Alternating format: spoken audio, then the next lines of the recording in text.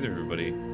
I'm here to talk to you today about someone who's been very influential on my life, and that is a person named John Muir. John Muir is a naturalist and botanist who had an incredible impact on our country and the way that we view our natural surroundings and the ways that we protect our natural surroundings. He was born in Scotland, much like a person who we talked about earlier, David Douglas. But unlike David Douglas, he moved with his family to Wisconsin when he was 11. Now, in that time, he never went to school like you or I did. He just read books at home and was largely self educated. But he did well enough that when he was old enough, he was accepted into the University of Wisconsin to study botany and geology. Now, he did drop out of college before he finished his degree and then traveled around and worked different jobs here and there trying to pay his way. However, during one of these jobs, he had an accident with a piece of machinery that caused a broken section of a file to damage the cornea in his eye, and it left him without his vision for several weeks. And during this time, he had bandages on his eyes and on his face, and he was required to stay in a dark room to protect his eyes and give them time to heal. And the entire time, he didn't know how much of his eyesight he would have when the bandages finally came off.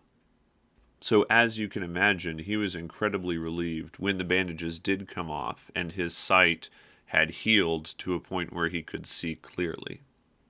This did, however, massively change his life. The weeks that he spent in that dark room wondering if he would ever see again changed his mind forever about what he wanted to do with his life. And so it was shortly after that that he planned a 1,000-mile hiking trip, hiking on foot through the mountains and the wilderness areas from the state of Indiana on the northern border of the United States to the state of Florida all the way down in the southeast. Once he got to Florida, he decided to keep going. He caught a ship to California and made his way to San Francisco. In his writings, he talks about how he was only there for a short period of time before he started to stop random people on the street and ask the best way to get out of town. And when one man asked him, "Where is it that you're looking to go?" he replied, "Anywhere that is wild."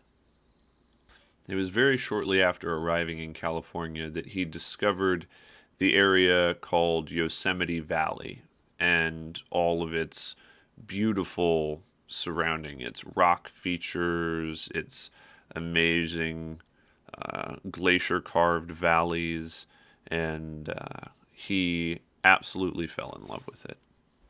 It was during this time that he decided to live in Yosemite Valley, and so he would spend nearly 4 years just traveling Yosemite Valley, living in the wilderness, and reading one of his favorite authors, Ralph Waldo Emerson.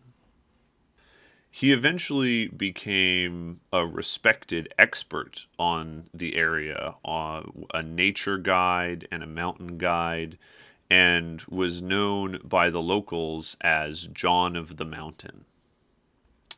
At some point, when he was back in civilization, he met with a man named Robert Johnson, who was an editor at an influential journal and had a lot of conservationist interests, who talked to him about writing about his experiences and sharing his thoughts with people. And although he didn't love writing, he took to it incredibly well. The way John Muir writes is insightful and passionate, and it explains things in a way that you can just feel is correct. It was his writings that moved so many people towards the conservationist movement, and it drew a lot of attention to him to support various causes. He worked hard to try and protect the Yosemite Valley, but not just the Yosemite Valley, also many other wild areas in California and the West Coast and in the country as a whole. Even taking trips up to Alaska and all over the Pacific Northwest. He founded a group called the Sierra Club, which is today the largest grassroots conservation group that exists with over 1 million members worldwide. And it is a group that has been incredibly active in national parks legislation and pieces of law like the Clean Air and Clean Water Acts, and some of the first wilderness protections ever passed by any country in the world. It was during his time organizing the Sierra Club that he became good friends with Gifford Pinchot, a name that some of you might recognize because we have a national forest named after Gifford Pinchot up here in Washington, because he was the first ever head of the U.S. Forest Service, and he was a prominent conservationalist and politician who was influenced by Muir and also helped spread the influence of Muir. During his time in Yosemite, he also got to meet with Ralph Waldo Emerson when he came with some friends to a tour of the West Coast. And he met John Muir because John Muir sort of epitomized the lifestyle that Emerson wrote about through so much of his work, what he called the prophet naturalist, the person who goes out into nature and uses nature as a way of getting in touch with themselves. And John Muir was energized by his meeting with Emerson, even though Emerson offered him a teaching position at Harvard, which he politely declined because that wasn't really for him. Perhaps most impressively, of all of the connections that he made, it was in the early 1900s, 1903, when President at the time, Theodore Roosevelt, came to California and scheduled to meet with Muir. And he met Muir down by the coast, and they rode the train up towards Yosemite, took a stagecoach as far as they could into Yosemite, and then went hiking with the president and his entourage around the easily accessible areas of the park. It was at that time that Theodore Roosevelt asked John Muir to, quote, show him the real Yosemite. And so John Muir obliged, and the president and John of the Mountain spend 4 days hiking up into the mountains and the valleys and camping out under the stars. And this had a profound effect on the way that the president viewed conservation and naturalist legislation. He was already a big supporter of conservationist movements, but this was a whole other level. Later on, while giving a speech, Theodore Roosevelt said something pretty amazing about that experience. He said, lying out at night under those giant sequoias was like lying in a temple built by no hand of man, a temple grander than any human architect could by any possibility build. Now, through all of his activism and his political work and his writing, John Muir continued to be very active out in the wilderness. And he would stay active out in the wilderness all the way up until shortly before he passed away of pneumonia at the age of 76. But the real great achievement, the culmination of John Muir's ambitions, came not during his lifetime, but 2 years after his death.